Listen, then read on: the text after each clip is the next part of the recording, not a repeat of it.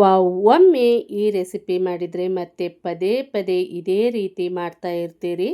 ಅಷ್ಟೊಂದು ರುಚಿಕರವಾಗಿರುತ್ತೆ. ಜಸ್ಟ್ ಅರ್ಧ ಗಂಟೆಯಲ್ಲಿ ರೆಡಿಯಾಗುತ್ತೆ. ಯಾರೆಲ್ಲ ವಿಡಿಯೋ ನೋಡ್ತಿರಲ್ಲ ಲೈಕ್ ಮಾಡಿ, ಸಬ್ಸ್ಕ್ರೈಬ್ ಆಗಿ, ಶೇರ್ ಮಾಡಿ ವಿಡಿಯೋ ನೋಡಿ. ಯಾವುದಾದ್ರೂ ಹೊಸ ರೆಸಿಪಿ ಬೇಕು ಅಂದಲ್ಲಿ ಕಮೆಂಟ್ ಕೂಡ ಮಾಡಬಹುದು. ತುಂಬಾ ಸಿಂಪಲ್ ಆಗಿರುವಂಥ ರುಚಿಕರವಾಗಿರುವಂಥ ರೆಸಿಪಿ ಶೇರ್ ಮಾಡ್ತಾ ಇರ್ತೀನಿ. ನೋಡಿ ನಿಮ್ಮ ಅನಿಸಿಕೆ ಅಭಿಪ್ರಾಯಗಳನ್ನು ತಿಳಿಸಿ. ಹಾಯ್ ಹಲೋ ಫ್ರೆಂಡ್ಸ್, ನಮಸ್ತೆ ಎಲ್ಲರಿಗೂ. ಇವತ್ತಿನ ವಿಡಿಯೋದಲ್ಲಿ ಅಕ್ಕಿಯಿಂದ ಡೋಕ್ಲಾ ಯಾವ ರೀತಿ ರೆಡಿ ಮಾಡೋದು ಅಂತ ಶೇರ್ ಮಾಡ್ತಾ ಇದ್ದೀನಿ. ಮೊದಲಿಗೆ ನಾನಿಲ್ಲಿ 1 ಬಟ್ಟಲು ಅಕ್ಕಿ ಹಾಗೆ 1 ಟೀ ಸ್ಪೂನ್ ಮೆಂತೆಕಾಳು ನೆನೆ ಇಟ್ಟಿದ್ದೀನಿ. ಜಸ್ಟ್ 1 ಗಂಟೆ ನೆನೆದ್ರೆ ಸಾಕು, ತುಂಬ ಹೊತ್ತು ನೆನೆಸುವಂಥ ಅವಶ್ಯಕತೆ ಇಲ್ಲ. ಇವತ್ತು ನಾನು ಇನ್ಸ್ಟಂಟಾಗಿ ಮಾಡಿ ತೋರಿಸ್ತಾ ಇದ್ದೀನಿ. ಇಲ್ಲಿ ನಾನು ಜಾರ್ ತಗೊಂಡಿದ್ದೀನಿ. ಅಕ್ಕಿ ನೆನೆ ಇಟ್ಟಿರುವಂಥ ನೀರೆಲ್ಲ ತೆಗೆದು ಸೇರಿಸ್ಕೊಂಡಿದ್ದೀನಿ. ಹಾಗೆ ಯಾವ ಬಟ್ಟಲಿನಿಂದ ಅಕ್ಕಿ ತಗೊಂಡಿದ್ದೀನಲ್ಲ ಅದೇ ಬಟ್ಟಲಿನಿಂದ 1 ಬಟ್ಟಲು ಅನ್ನ, 1 ಬಟ್ಟಲು ಚಿರೋಟಿ ರವೆ, ಹಾಗೆ ಸ್ವಲ್ಪ ಹಸಿ ಶುಂಠಿ, ಬೆಳ್ಳುಳ್ಳಿ, ಹಸಿಮೆಣಸಿನಕಾಯಿ, ಅರ್ಧ ಟೀ ಸ್ಪೂನ್ ಜೀರಿಗೆ, 1 ಬಟ್ಟಲು ಮೊಸರು, ಹಾಗೆ ನಾನಿಲ್ಲಿ ಸ್ವಲ್ಪ ಹಸಿ ಕೊಬ್ಬರಿ ಕೂಡ ಸೇರಿಸ್ಕೊಂಡು ಈ ರೀತಿ ತರಿಯಾಗಿ ಗ್ರೈಂಡ್ ಮಾಡಿ ತಗೊಂಡಿದ್ದೀನಿ. ತುಂಬ ನುಣ್ಣಗೆ ಗ್ರೈಂಡ್ ಮಾಡಬಾರ್ದು. ಇಲ್ಲಿ ನೋಡಿ ನಿಮಗೆ ತೋರಿಸ್ತಾ ಇದ್ದೀನಿ. ಇಷ್ಟು ಆದರೆ ಸಾಕು. ತುಂಬ ತರಿಯಾಗೂ ಕೂಡ ಇರಬಾರ್ದು, ತುಂಬ ನುಣ್ಣಗೂ ಕೂಡ ನಾವು ಗ್ರೈಂಡ್ ಮಾಡಬಾರ್ದು. ಈ ಹದದಲ್ಲಿ ನಮಗೆ ಪರ್ಫೆಕ್ಟಾಗಿ ಹಿಟ್ಟು ರೆಡಿಯಾಗಿದೆ. ಗ್ರೈಂಡ್ ಮಾಡಿರುವಂಥ ಹಿಟ್ಟನ್ನು ನಾನಿಲ್ಲಿ ಬೌಲ್ಗೆ ಹಾಕ್ಕೊಂಡಿದ್ದೀನಿ. ಹಾಗೆ ಗ್ರೈಂಡ್ ಮಾಡಿರುವಂಥ ಜಾರಲ್ಲಿ ಸ್ವಲ್ಪ ನೀರು ಕೂಡ ಹಾಕಿ ಸೇರಿಸ್ಕೊಂಡಿದ್ದೀನಿ. ತುಂಬ ನೀರು ಹಾಕಬಾರ್ದು. ಇವಾಗ ನಾವು ಒಂದೇ ಡೈರೆಕ್ಷನಲ್ಲಿ 2 ರಿಂದ 3 ನಿಮಿಷ ಮಿಕ್ಸ್ ಮಾಡ್ಕೋಬೇಕು. ನಮಗಿಲ್ಲಿ ಮಿಕ್ಸ್ ಮಾಡ್ತಾ ಹಿಟ್ಟು ಹಗುರವಾಗಿ ಬರುತ್ತೆ. ಆಗ ನಮಗೆ ಪರ್ಫೆಕ್ಟಾಗಿ ಹಿಟ್ಟು ರೆಡಿ ಆಗಿದೆ ಅಂತ ಗೊತ್ತಾಗುತ್ತೆ. ಇಲ್ಲಿ ಡೋಕ್ಲಾದಲ್ಲಿ ಸೇರಿಸೋದಕ್ಕೆ ಒಗ್ಗರಣೆ ರೆಡಿ ಮಾಡ್ಕೊಳ್ತಾ ಇದ್ದೀನಿ. 1 ಟೇಬಲ್ ಸ್ಪೂನ್ ಎಣ್ಣೆ ಬಿಸಿ ಆಗೋದಕ್ಕೆ ಇಟ್ಟಿದ್ದೆ.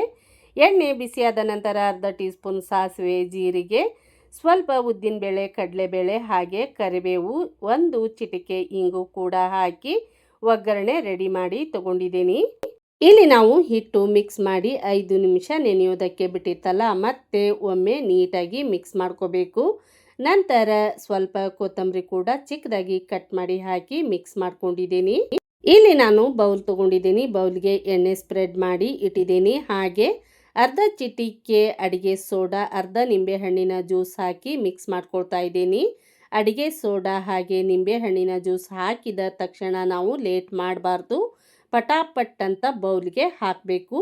ನೀಟಾಗಿ ಒಮ್ಮೆ ಮಿಕ್ಸ್ ಮಾಡಿ ಇಲ್ಲಿ ಬೌಲ್ಗೆ ಹಾಕ್ಕೊಳ್ತಾ ಇದ್ದೀನಿ. ನೋಡಿ, ಬೌಲ್ಗೆ ಹಿಟ್ಟು ಹಾಕಿದ ನಂತರ ಒಮ್ಮೆ ನೀಟಾಗಿ ಟ್ಯಾಪ್ ಮಾಡಿ ನಂತರ ರೆಡಿ ಮಾಡಿರುವಂಥ ಒಗ್ಗರಣೆ ಹಾಕ್ತಾ ಇದ್ದೀನಿ. ನಿಮಗೇನಾದರೂ ಇವಾಗಲೇ ಒಗ್ಗರಣೆ ಹಾಕೋದಕ್ಕೆ ಇಷ್ಟ ಇಲ್ಲ ಅಂದರೆ ಡೋಕ್ಲಾ ರೆಡಿ ಆದ ನಂತರ ಇದೇ ರೀತಿ ಒಗ್ಗರಣೆ ಮಾಡಿ ಅದರಲ್ಲಿ ನೀವು ಮಿಕ್ಸ್ ಮಾಡಬಹುದು.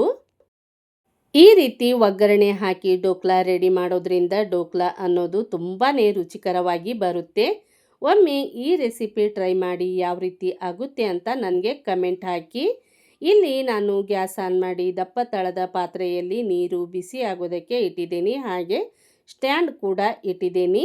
ಇವಾಗ ನಾವು ಹಿಟ್ಟು ಹಾಕಿರುವಂಥ ಬೌಲ್ ಇಟ್ಟು ಗ್ಯಾಸ್ ಮೀಡಿಯಂ ಫ್ಲೇಮ್ನಲ್ಲಿ ಇಟ್ಟು 10 ರಿಂದ 12 ನಿಮಿಷ ಬೇಯಿಸಬೇಕು. ಈ ರೀತಿ ಪ್ಲೇಟ್ ಮುಚ್ಚಿ ಡೋಕ್ಲಾ ರೆಡಿ ಮಾಡ್ಕೋಬೇಕು. ಇಲ್ಲಿ ನೋಡಿ 12 ನಿಮಿಷ ಆದ ನಂತರ ಡೋಕ್ಲಾ ಈ ರೀತಿ ನಾನು ಚೆಕ್ ಮಾಡ್ಕೊಳ್ತಾ ಇದ್ದೀನಿ. ಚಾಕುವಿನಿಂದ ಅಥವಾ ಸ್ಪೂನ್ನಿಂದ ಚೆಕ್ ಮಾಡಿದರೆ ಅಂಟಬಾರ್ದು. ಅಂದರೆ ನಮಗೆ ಪರ್ಫೆಕ್ಟಾಗಿ ಡೋಕ್ಲಾ ರೆಡಿ ಆಗಿದೆ ಅಂತ ಗೊತ್ತಾಗುತ್ತೆ. ಹೊಸದಾಗಿ ಮಾಡೋರು ಕೂಡ ಪರ್ಫೆಕ್ಟಾಗಿ ಮಾಡಲಿ ಅಂತ ಕರೆಕ್ಟಾಗಿ ನಾನಿಲ್ಲಿ ಎಲ್ಲವನ್ನು ಎಕ್ಸ್ಪ್ಲೈನ್ ಮಾಡಿದ್ದೀನಿ. ಗ್ಯಾಸ್ ಆಫ್ ಮಾಡಿ ಡೋಕ್ಲಾ ರೆಡಿ ಆಗಿರುವಂಥ ಬೌಲನ್ನು ತೆಗೆದು ಜಸ್ಟ್ 1 ರಿಂದ 2 ನಿಮಿಷ ಮಾತ್ರ ಬಿಟ್ಟಿದ್ದೀನಿ. ನಂತರ ಸೈಡ್ ಎಡ್ಜ್ ಎಲ್ಲ ಬಿಡಿಸಿ ಈ ರೀತಿ ನಾನು ಪ್ಲೇಟ್ಗೆ ಹಾಕ್ಕೊಂಡಿದ್ದೀನಿ. ಮೊದಲಿಗೆ ನಾನಿಲ್ಲಿ ಉಲ್ಟಾ ಹಾಕಿದ್ದೆ, ನಂತರ ಕರೆಕ್ಟಾಗಿ ಹಾಕಿ ಈ ರೀತಿ ನಾನು ಕಟ್ ಮಾಡ್ಕೊಳ್ತಾ ಇದ್ದೀನಿ. ತುಂಬಾ ಈಸಿಯಾಗಿ ಬರುತ್ತೆ ಫ್ರೆಂಡ್ಸ್, ಅಷ್ಟೇ ರುಚಿಕರವಾಗಿ ರೆಡಿ ಆಗುತ್ತೆ. ಇಲ್ಲಿ ನೋಡಿ ಡೋಕ್ಲಾ ತೋರಿಸ್ತಾ ಇದ್ದೀನಿ. ಎಷ್ಟು ಸ್ಪಾಂಜಿಯಾಗಿ ರುಚಿಕರವಾಗಿ ಸ್ಪೈಸಿಯಾಗಿ ಸಾಫ್ಟಾಗಿ ರೆಡಿಯಾಗಿದೆ ಅಂತ. ಬೆಳಗಿನ ನಾಷ್ಟಕ್ಕಾದರೂ ಮಾಡಬಹುದು, ಮಧ್ಯಾಹ್ನದ ಲಂಚ್ ಬಾಕ್ಸ್ಗಾದರೂ ನೀವು ಮಾಡಬಹುದು, ಇಲ್ಲಪ್ಪ ನೈಟ್ ಡಿನ್ನರ್ಗಾದರೂ ಈ ರೆಸಿಪಿ ಮಾಡಬಹುದು. ಇದರ ಜೊತೆ ಬೇಕಾದರೆ ನಿಮಗೆ ಕಾಂಬಿನೇಷನ್ ಆಗಿ ಬೇಳೆ ಹಾಗೆ ಸೊಪ್ಪು ಸಾರು, ತರಕಾರಿ ಸಾರು, ಚಿಕನ್ ಮಟನ್ ಸಾರಾದರೂ ತುಂಬಾ ಚೆನ್ನಾಗಿರುತ್ತೆ. ಇವತ್ತು ನಾನು ಇದ್ರ ಜೊತೆ ಸಾಂಬಾರು ಮಾಡಿದ್ದೀನಿ. ನೆಕ್ಸ್ಟ್ ವಿಡಿಯೋದಲ್ಲಿ ಶೇರ್ ಮಾಡ್ತೀನಿ ಅದು ಯಾವ ರೀತಿ ರೆಡಿ ಮಾಡಿದ್ದೀನಿ ಅಂತ. ತುಂಬಾ ಡಿಫ್ರೆಂಟಾಗಿ ರೆಸಿಪಿ ರೆಡಿ ಮಾಡಿದ್ದೀನಿ. ಎರಡೂ ರೆಸಿಪಿ ಒಂದೇ ವಿಡಿಯೋದಲ್ಲಿ ಶೇರ್ ಮಾಡೋದಕ್ಕೆ ವಿಡಿಯೋ ಲೆಂತ್ ಆಗುತ್ತೆ ಅಂತ ನಾನು ಶೇರ್ ಮಾಡಿಲ್ಲ. ವಾವ್, ನಾನಿಲ್ಲಿ ಟೇಸ್ಟ್ ಮಾಡಿ ಹೇಳ್ತಾ ಇದ್ದೀನಿ ನೋಡಿ, ತಿಂದಷ್ಟು ಇನ್ನೂ ತಿನ್ನಬೇಕು ಅನಿಸುತ್ತೆ, ಅಷ್ಟೊಂದು ರುಚಿಕರವಾಗಿ ರೆಡಿಯಾಗಿದೆ.